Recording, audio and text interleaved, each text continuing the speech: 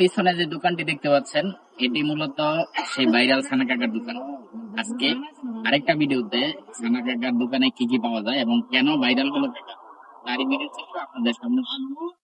আসসালামু আলাইকুম।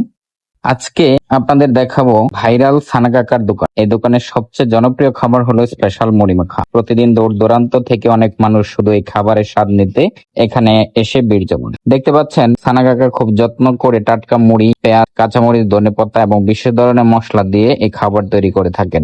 এই দোকানের স্পেশালিস্ট হচ্ছে এই যে এই ঘরোয়া পদ্ধতিতে মুড়ি।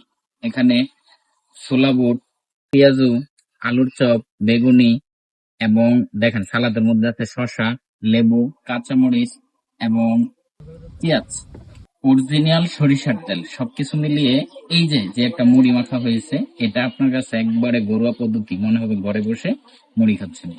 মূলত এটাই ছানা কাকার দোকানের স্পেশালিটি। পাশাপাশি গরম পেঁয়াজ, আলুর চপ, বেগুনি সহ নানান উপকরণ পাওয়া যায় এই কাকার দোকানে। সবচেয়ে ভালো বিষয় হলো খাবারগুলো সবসময় অর্ডার করার সাথে সাথে তৈরি করা হয়। স্বাদ যেমন দারুণ তেমনি কম দামে এত মজাদার খাবার পাওয়া যায় দোকানটিতে, সেজন্য এখানে এখন বেশ জনপ্রিয় হয়ে উঠেছে। এখানে পেঁয়াজু, ডালের বুট, বেগুনি, আলুর চপ, নিজে হাতে বানানো দই সবই পাওয়া যায়। ঠিকানা হইলো মোল্লা মার্কেট, চৌরাস্তা, কাঁঠালতলা বলে ইটাখোলা থেকে 1 কিলোমিটার পশ্চিম।